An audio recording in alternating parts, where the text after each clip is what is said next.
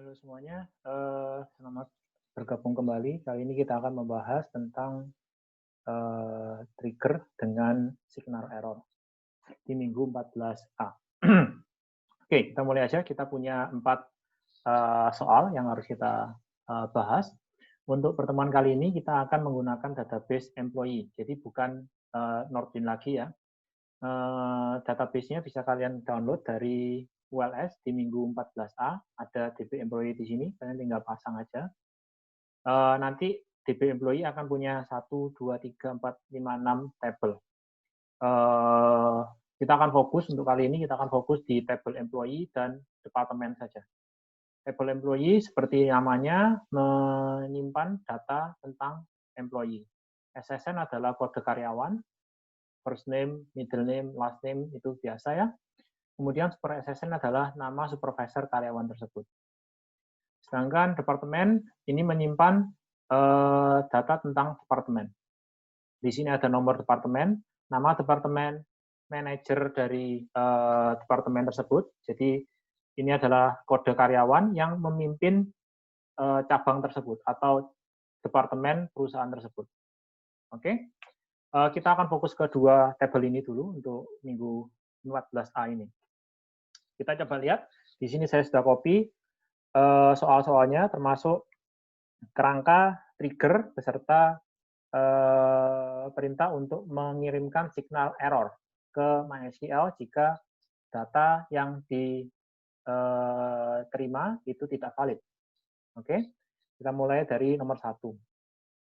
Di sini kita diminta untuk membuat trigger untuk memastikan bahwa jika ada perubahan manajer di tabel departemen, jadi kita lihat di tabel departemen, jika ini manajernya berubah, kita harus pastikan bahwa manajernya itu berasal dari departemen yang sama. Jadi kita lihat contoh di sini, departemen headquarter, departemen numbernya 1. Di sini SSN manajernya adalah 888665555. Kita lihat, 8886655 itu si James. Ini ya, departemen numbernya 1. Berarti benar ya, sesuai.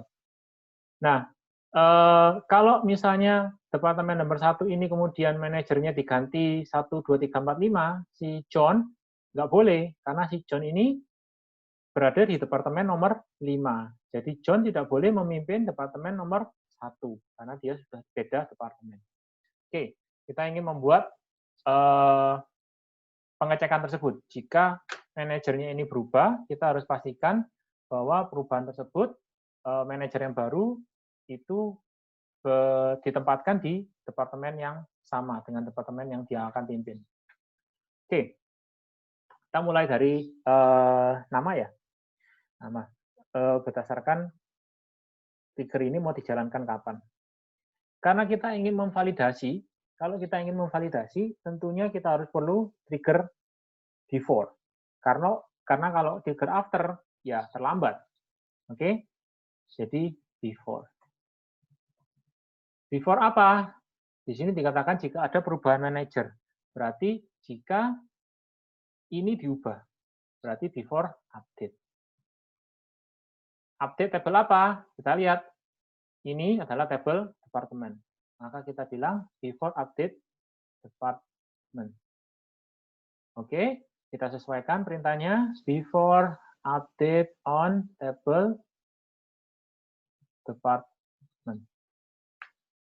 Oke, nah tadi sudah kita simulasikan kebutuhannya apa. Jika ini diganti, misalnya ini katakanlah departemen nomor 5 ini diganti dengan karyawan siapa yang depan? Katakanlah ini, ya. Katakanlah James diminta untuk memimpin, atau ini Jennifer. Jennifer diminta untuk memimpin departemen nomor 5. Apakah boleh? Harusnya nggak boleh ya, karena si Jennifer ini adalah dari departemen 4, sehingga dia tidak boleh memimpin departemen 5. Oke, dari mana tahu 987654321 ini departemennya nomor 4? Ya, tentu kita bisa tahu dari tabel employee, ya. Jadi pertama kita bikin dulu, misalnya SQL untuk mendapatkan departemen number dari tabel employee, di mana SSN-nya sama dengan ini. Ya, kita ingin tahu Jennifer ini departemen number-nya nomor berapa? Nomor 4 ya. Oke. Jadi ini query untuk mendapatkan SSN dari seorang karyawan berdasarkan SSN-nya. Nah, tentu SSN-nya ini nggak boleh di hardcode seperti ini. Ini adalah harus kita ganti dengan SSN manager baru. SSN manager baru yang akan di-update-kan. SSN manager baru didapat dari mana? Kalau kita ingat, di trigger kita bisa mendapatkan data baru yang akan diaplikasikan ke database dengan menggunakan tabel spesial yang bernama new. New apa? New MGR SSN. Oke, new MGR SSN. Oke. Nah, hasil query ini ingin kita tampung ke dalam sebuah variabel agar bisa kita bandingkan selanjutnya. Oke, kalau gitu kita declare-kan dulu variabel penampungnya. Department number itu tipenya integer. Declare misalnya departemen manager. Kalau saya singkat aja, dep manager. Tipenya integer. Oke, jadi di sini saya tampung department number dari karyawan yang baru, karyawan yang ditunjuk jadi manajer barunya tersebut ke variabel department manager. Sekarang kita sudah punya, ini saya hapus dulu. Sekarang kita sudah punya nomor departemen manajer yang ditunjuk, departemen manajer yang baru. Sekarang tinggal kita pastikan apakah departemennya si manajer baru ini sama dengan departemen number yang akan dipimpin dia, ya, departemen numbernya dia. Berarti kita pastikan kalau nggak sama maka error, ya kan? Jika departemen manager tidak sama dengan departemen yang akan dipimpin, itu adalah new.dNumber. Ya, kolomnya kan dNumber ya. Yang baru karena tidak ada update maka akan mengikuti yang lama, yaitu 5. dNumber. Dan apa? Kalau nggak sama berarti harus kita batalkan alias kita buat error, kita kirim signal error. Ini sekali lagi sesuai pembahasan tadi terserah. Yang penting depannya tidak 00. Kalian boleh pakai 1, 2, 3, 4, 5 atau apapun. Kita kasih keterangan yang cukup jelas, misalnya kode departemen karyawan beda departemen. Misalnya seperti ini. Oke? Setelah itu kita tutup if-nya. Sudah. Jadi, sebelumnya kita pastikan dulu drop trigger if exists.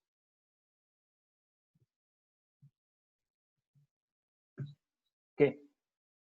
Kita jalankan. Oke. Terus ini sudah sukses. Bagaimana cara mencobanya? Kita coba. Kita tahu bahwa ini harusnya error. Kita coba saja. Kalau misalnya trigger kita jalan, maka kalau kita apply, dia harusnya akan muncul error. Kita lihat di sini, muncul error, karyawan beda departemen. Berarti SQL kita benar ya? Oh, belum tentu. Kita coba bagaimana kalau kita ganti dengan Joyce. Joyce kan dari departemen ID nomor 5. Maka seharusnya Joyce boleh memimpin departemen ID nomor 5. Kita coba, kita aplikasikan, klik apply, sukses. Oke, maka kita bisa simpulkan bahwa trigger kita untuk nomor 1 sudah selesai. Lanjut, nomor 2. Nomor 2 kita sudah dikasih hint atau petunjuk bahwa kita diminta untuk membuat trigger before. trigger before yang akan mengubah nilai hours menjadi 0 jika ternyata nilai hours adalah negatif ketika terjadi proses penambahan data baru ke tabel works on. Oke, kita di sini akan bekerja dengan tabel works on. Jika ini diisi dengan 0, maka dia harus jika ini diisi negatif, maka diubah menjadi 0. Oke, maka kita tentukan dulu seperti biasa. Ini before. Sudah diberitahu ya di sini trigger before. Jadi kita tidak perlu pikir lagi. Before apa? Di sini dikatakan terjadi proses penambahan data. Jadi jika ada proses penambahan data berarti before insert. Di sini dikatakan ke tabel works on. Sudah lengkap ya? Dikasih petunjuknya lengkap. Jadi kita tidak perlu banyak pikir. Kita sesuaikan before insert on works on. Apa yang dilakukan di sini? Di sini kita tidak mengirimkan pesan error, tapi kita hanya mengubah jika nilai hours-nya itu, nilai hours di sini ya, table works on, hours-nya ini negatif, jika hours yang baru itu negatif, jika hours yang baru negatif, kita ubah menjadi 0. Bagaimana mengetahui nilai works on nilai hours yang baru? Sekali lagi, kita bisa gunakan tabel spesial yang bernama new. New ini berisi data baru yang akan diinsert atau diupdatekan. Jika new hours itu kurang dari 0, maka ubahlah new hours menjadi 0. Ya, gampang ya, eksplisit seperti apa yang diminta. Jika negatif atau kurang dari 0, ya diubah menjadi 0. Dan sudah. Begitu aja, kita coba jalankan. Sudah jadi, kita coba ke tabelnya langsung. Oke, misalnya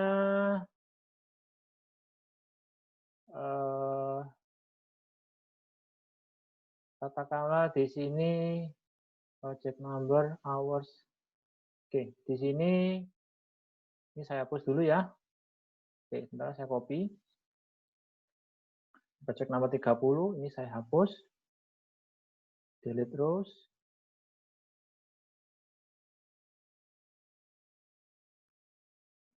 Project number 30, apply. Project number 30 dan 10. Oke. Finish, hapus ya. Kita coba tambahkan datanya. Itu project nomor 30. Kita isi dengan min 10 katakanlah ya, hours-nya. Jika ini kita jalankan, kita apply, harusnya nanti akan tersimpan berapa? Bukan minus 10, tapi 0. Ya, kita finish. Kita lihat, otomatis berubah menjadi 0.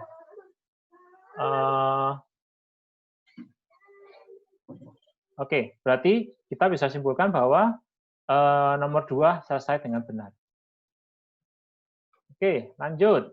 Nomor 3.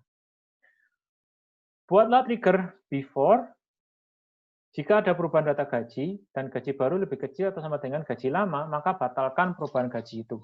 Ya, jadi di sini dikatakan gaji karyawan yang baru itu nggak boleh lebih kecil dari gaji yang lama. Oke, kita tentukan dulu header-nya. Event ini kita ingin jalankan sebelum atau sesudah event. Karena di sini kita ingin validasi, sekali lagi pasti before. Before apa? Before insert, update, atau delete. Kita lihat perubahan, berarti update. Gaji dari tabel apa? Perubahan gaji berarti kita ingin mengubah tabel employee. Di sini employee kita lihat ada tabel employee, ada kolom salary atau gaji. Maka before update salary, employee. Oke. Di sini kita sesuaikan before update on employee. Oke, selesai. Nah, sekarang apa yang ingin kita lakukan di sini? Yang ingin kita lakukan di sini adalah memeriksa apakah gaji yang lama itu lebih kecil dari gaji yang baru. Kalau enggak, dierrorkan. Jadi error, kita akan bikin error, kita akan kirim signal error jika gaji yang baru lebih kecil dari gaji yang lama. Ya. Dari mana kita tahu gaji yang lama? Kita bisa gunakan tabel spesial yang namanya old. Old itu adalah tabel yang berisi nilai lama sebelum suatu perintah atau event database dijalankan. Old.salary lebih besar dari new.salary. Jika gaji yang lama itu lebih besar dari salary, maka harus dikirim signal error. Oke, misalnya gaji lama lebih besar dari gaji baru. Nggak boleh turun gaji gitu ya, istilahnya ya. Oke, udah selesai. Saya coba jalankan. Kita pastikan dulu tidak ada drop if drop trigger if exists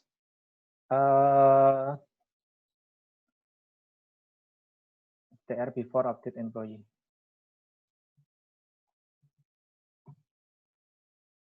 Oke, kita jalankan. Oh, kita jalankan dulu ini, baru bisa kita create. Oke, sudah selesai. Kita coba aja langsung. Misalnya si John, gaji awalnya 50.000, kita turunkan jadi 40.000. Maka harusnya akan muncul error.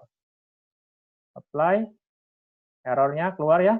Gaji lama lebih besar dari gaji baru. Oke, berarti trigger kita sudah berjalan dengan benar. Kalau misalnya kita kasih naik gaji 55.000, apply, harusnya sukses. Finish. Sukses. Oke, maka kita bisa simpulkan trigger nomor kita sudah berjalan dengan benar. Oke, terakhir. Nomor 4. Trigger before, jika kita ingin menghapus departemen, maka kita harus pastikan bahwa di departemen itu tidak ada karyawannya, sudahan. Ya, tidak ada karyawan yang ada di departemen itu. Jika masih ada, maka kita kasih error message dilarang menghapus departemen ini. Oke. Nah, seperti biasa kita tentukan dulu header-nya. Ini adalah trigger before. Maka ditulis before ya. Sekali lagi karena ini validasi, maka itu pasti before. Before apa? Di sini validasinya adalah sebelum kita menghapus. Maka kita katakan before delete. Delete tabel apa? Tabel departemen. Menghapus departemen. Department. Kita sesuaikan before delete on department. Di sini dikatakan kita harus kirim signal error jika departemen yang dihapus itu masih ada karyawannya. Jadi jika masih ada karyawan di departemen tersebut, maka kita harus kirim signal error. Ya. Jadi kita pakai perintah exist. If exist apa? Jika ada karyawan di tabel from employees where deno sama dengan apa? Nomor departemen yang dihapus, kita bisa lihat dari mana? Dari old, dari tabel spesial yang bernama old, ya kan? Kalau kita melakukan trigger delete, kita bisa punya akses ke old, nilai yang lama, nilai existing, yaitu old D number. Ya kan? Kalau kita lihat di departemen, itu ada kolom D number. Jadi kalau di trigger delete, kita bisa melihat D number yang akan dihapus itu ada di tabel old kolom D number. Jika exist, jika ada karyawan yang D number-nya atau department number-nya sama dengan department number yang akan dihapus, maka kita harus kirim signal error apa? Dilarang menghapus department ini. Oke, and if. Oke, kita jalankan. Sukses. Kita coba hapus. Semua departemen ada isinya, maka kita bisa hapus saja salah satu. Katakanlah ini mau kita hapus ya. Right click, delete rows, apply. Kita lihat di sini. There was an error. Oh, table employees doesn't exist. Berarti ada yang salah di sini, di query kita. Oh, bukan employees, tapi employee. Oke, kita perbaiki. Drop trigger if exists. Oke, kita jalankan. Kita drop dulu yang lama, baru kita buat yang baru. Kita jalankan. Kita coba lagi jalankan. Apply. Nah, muncul di sini. Dilarang menghapus departemen ini, karena memang di departemen ID nomor 5 itu masih ada karyawannya. Oke, berarti kita simpulkan trigger yang kita buat nomor 4 sudah selesai. Oke, demikian penjelasan kali ini. Semoga pembahasan ini bermanfaat. Terima kasih.